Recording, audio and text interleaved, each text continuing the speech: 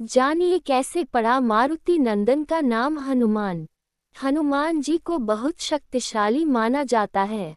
कहा जाता है कि भगवान हनुमान एक ऐसे देवता हैं जिनकी आराधना से बड़ी बाधा तुरंत टल जाती है। बजरंगबली कलयुग के जीवित देव माने गए हैं। इनकी आराधना शीघ्र फलदायी बताई गई है।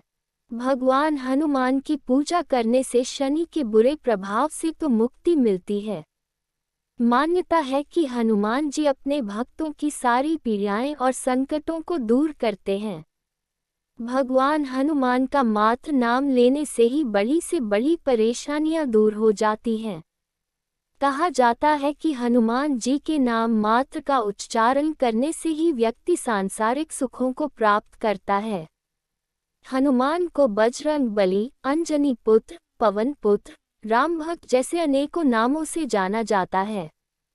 लेकिन क्या आप जानते हैं कि मारुति नंदन का नाम हनुमान कैसे पड़ा? पौराणिक कथा के अनुसार हनुमान जी के बचपन का नाम मारुति था। एक दिन मारुति नंदन अपनी निद्रा से जागे और उन्हें तीव्र भूख लग गई। उन्होंने पास के एक वृक्ष पर लाल पका फल देखा, जिसे खाने के लिए वे निकल पड़े। दरअसल मारुति जिसे लाल पका फल समझ रहे थे वे सूर्य देव थे।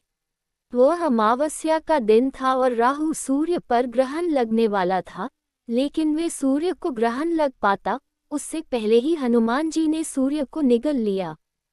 राहु कुछ समझ नहीं पाए कि हो क्या रहा है। उन्होंने इंद्र से सहायता मांगी। इंद्रदेव के बार बार आग्रह करने पर जब हनुमान जी ने सूर्यदेव को मुक्त नहीं किया तो इंद्र ने वज्र से उनके मुख पर प्रहार किया, जिससे सूर्यदेव मुक्त हुए। वहीं वज्र के प्रहार से पवन पुत्र मूर्छित होकर पृथ्वी पर आ गिरे और उनकी ठुड्डी टेढ़ी हो गई। जब पवन देवता को इस बात की जानकारी हुई तो वे बहुत क्रोधित हुए। उन्होंने अपनी शक्ति से पूरे संसार में वायु के प्रवाह को रोक दिया, जिसके परिणामस्वरूप पृथ्वी पर जीवों में त्राही त्राही मच उठी। इस विनाश को रोकने के लिए सारे देवगण पवनदेव से आग्रह करने पहुंचे कि वे अपने क्रोध को त्याग पृथ्वी पर प्राणवायु का प्रवाह करें। सभी देवताओं ने पवन देव की प्रसन्नता के लिए बाल हनुमान को पहले जैसा कर दिया और साथ ही बहुत सारे वरदान भी दिए।